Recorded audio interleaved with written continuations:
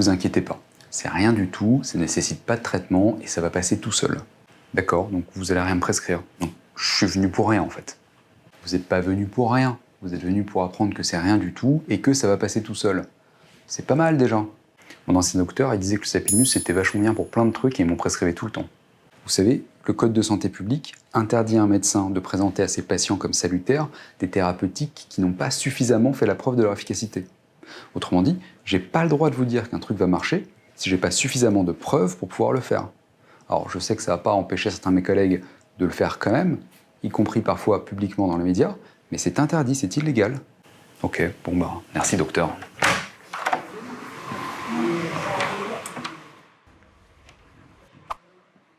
Vous avez 3 nouveaux messages. Bonjour docteur, c'est Madame Labranche.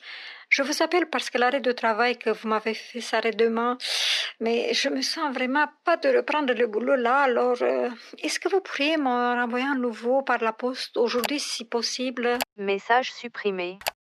Bonjour docteur, c'est Monsieur Lecornu. Je vous appelle parce que ça fait 2 jours que je n'ai pas été à la selle. Alors je m'inquiète parce que d'habitude j'y vais tous les jours, je suis réglé comme... Message supprimé. Bonjour docteur, c'est Madame Tellier. Je suis désolée de vous déranger, mais je suis assez inquiète pour Théo. Je sais pas ce qu'il a ce matin, mais il dit qu'il a très mal à la tête, il veut pas ouvrir les yeux, il est tout amorphe, et il a déjà vomi 2 fois. Je sais que d'habitude vous ne recevez pas son rendez-vous le jeudi, mais est-ce que ça vous embêterait de le voir demain parce que... Rappel du correspondant. Oui, bonjour Madame Tellier, docteur Petit au téléphone. Je viens d'écouter votre message sur mon répondeur, vous avez très bien fait de m'appeler. Je pense qu'il faut absolument que le petit Théo soit vu immédiatement. Est-ce que vous pouvez me l'amener au cabinet? Oui, tout de suite, oui. Vous inquiétez pas pour ça, on va lui faire de la place. Ok, à de suite Madame Tellier. Au revoir.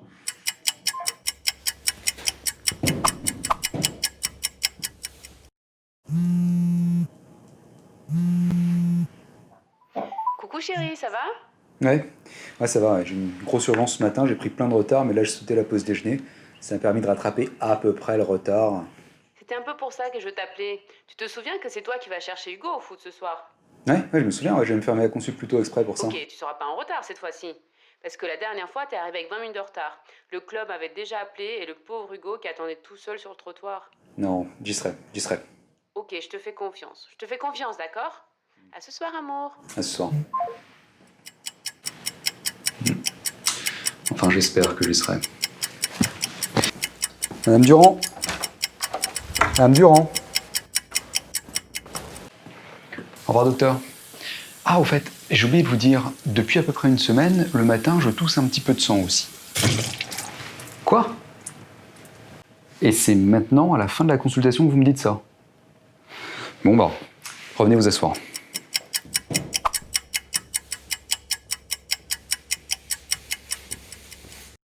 Et voilà, vous inquiétez pas, c'est rien du tout. Merci docteur. J'aurais un petit conseil, un petit demande, est-ce que vous voulez bien voir mon fils qui est à côté, rapidement, il a mal à l'oreille depuis ce matin. Ah non, je suis désolé. Là, je suis déjà ultra à la bourre sur la consulte et je peux vraiment pas partir en retard ce soir parce que j'ai mon fils que je dois aller chercher Non au mais foot. il est juste à côté, ça peut aller vraiment rapidement. Et puis en plus, il était en pleurs toute la matinée, ça me rendrait vraiment service. Bon, ok, allez le chercher.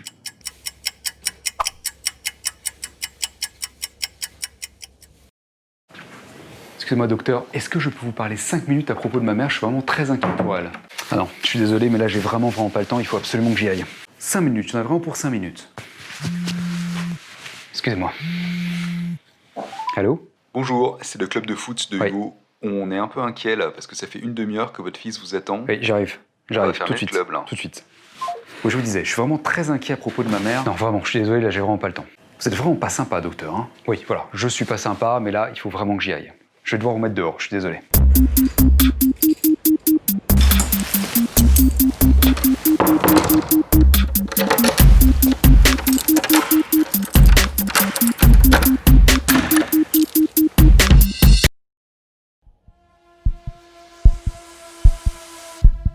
Oui, bonjour, docteur Petit au téléphone. Je vous appelle à propos de notre rendez-vous du 15. Je suis désolé, mais je vais devoir annuler. Ouais, je comprends, mais je suis désolé, je peux pas faire autrement. Il faut absolument que j'aille une expertise à Paris. Non, le 16, c'est complet. Hein. Toute la semaine, en fait. Le 28, c'est ce que je peux vous proposer de mieux. Ouais, je comprends, mais je peux pas faire autrement. Je suis désolé. Bon, désolé, monsieur. Bonne journée. Au revoir.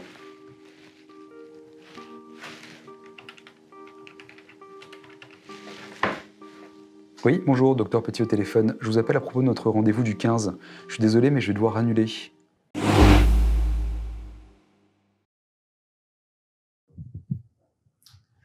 Docteur Petit, Monsieur Jabot est décédé dans la nuit du 7 au 8 d'une hyperkaliémie, donc d'un excès de potassium dans le sang.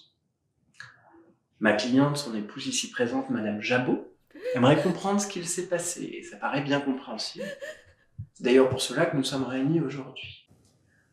Docteur Petit, Monsieur Jabot aurait, semble-t-il, tenté de vous joindre la veille de son décès. Le saviez-vous? Oui. Bonjour, docteur Petit au téléphone. Je vous appelle à propos de notre rendez-vous du 8 novembre. Je suis désolé, mais je vais devoir annuler. Ouais, je comprends. Je suis désolé, mais je peux vraiment pas faire autrement. Il faut que j'aille une expertise à Paris.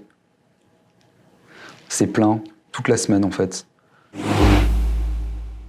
Et voilà ce que disaient ces messages. Bonjour docteur, c'est monsieur Jabot. Je suis désolé de vous embêter, mais c'est le labo Fuson qui m'a appelé, qui m'a demandé de vous appeler. Comme je me sentais pas très bien, j'ai fait une prise de sang avec une vieille ordonnance de mon cardiologue. Et apparemment, il y a un problème avec un des paramètres, le potassium. Ils m'ont demandé, ils ont cherché à le contacter, mais il est en vacances. Alors ils m'ont demandé votre nom, mais je m'en souvenais plus. Et comme j'avais oublié aussi ma carte vitale à la maison, bon bref, le labo Fuson veut que vous les rappeliez. Pardon de vous déranger, docteur.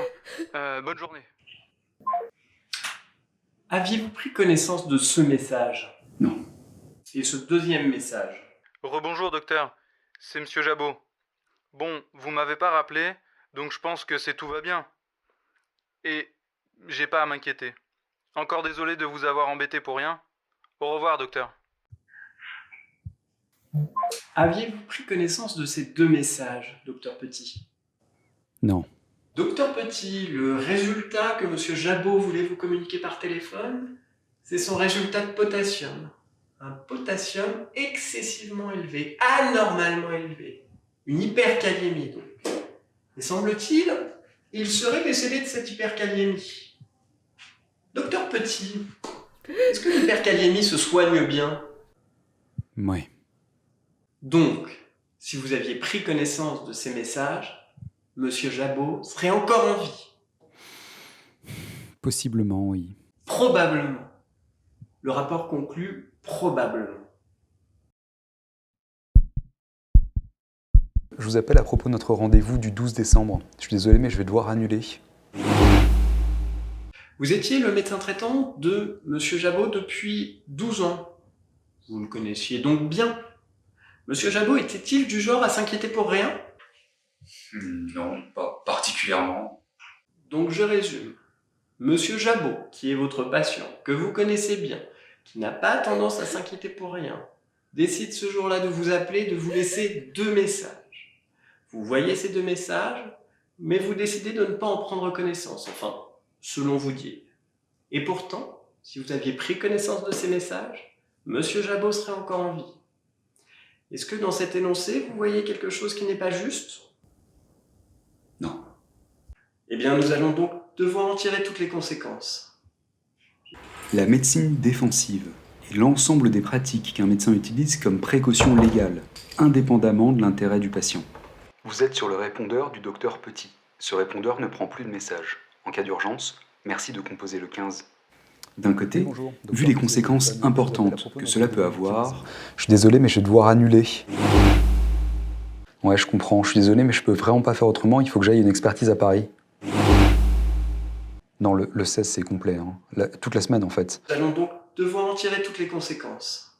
Il est impossible de demander au médecin de ne pas prendre de précautions légales. Non, je m'inscris en faux avec ce que vous dites. J'adore les médecins qui ne prennent pas de précautions. C'est d'ailleurs mes préférés. D'un autre côté, ces précautions peuvent s'accompagner d'une baisse des services rendus sur le plan individuel. Je viens d'écouter votre message sur mon répondeur, vous avez très bien fait de m'appeler. Je pense qu'il faut absolument que le petit Théo soit vu immédiatement. Est-ce que vous pouvez me l'amener au cabinet? Ce répondeur ne prend plus de messages, avec des conséquences délétères à l'échelle collective. Je suis bien au SAMU, c'est monsieur Le Cornu au téléphone. Je vous appelle parce que ça fait 2 jours que je n'ai pas été à la selle. Alors ça m'inquiète parce que d'habitude, j'y vais tous les jours. Je suis réglé comme une horloge. J'ai voulu appeler mon médecin traitant, mais je ne peux plus le laisser de message sur son répondeur. Pardon monsieur, je vous coupe, mais il s'agit d'un centre de régulation des appels d'urgence ici. On est déjà complètement débordé. Il ne faut pas nous déranger pour ce genre de choses. Voyez avec votre médecin traitant. C'est lui qui m'a dit de vous appeler. En cas d'urgence, merci de composer le 15. Le répondeur n'est pas un cas isolé. Les exemples sont multiples, tant à l'échelle individuelle. Mais du coup, tu vas l'opérer, le patient? Ah non, sûrement pas. Il est ultra chiant, ultra procédurier. L'indication n'est pas indiscutable. S'il se passe le moindre truc, je vais au tribunal. Je ne touche pas à ce patient. Mais si c'était toi le patient, tu le ferais opérer? Bah, bien sûr. Quelle échelle collective? La France est à la traîne par rapport à ses voisins européens. Certains professionnels de santé dénoncent un protocole de vaccination trop long. Un patient doit d'abord faire une consultation pré-vaccinale, ensuite place au recueil du consentement.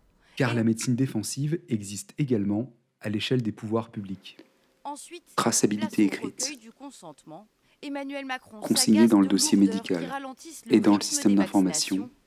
Ensuite, tracée par le médecin, place au recueil du consentement, précisée présence d'un de tiers lourdeurs qui ralentissent dans le dossier rythme des médical, vaccinations. cocher une case relative. Et enfin, la vaccination. 6 jours après les premières vaccinations contre la Covid-19, la France semble avoir accumulé un retard colossal. Des études, essentiellement réalisées dans d'autres pays, ont montré que la médecine défensive avait un impact négatif en termes de santé publique.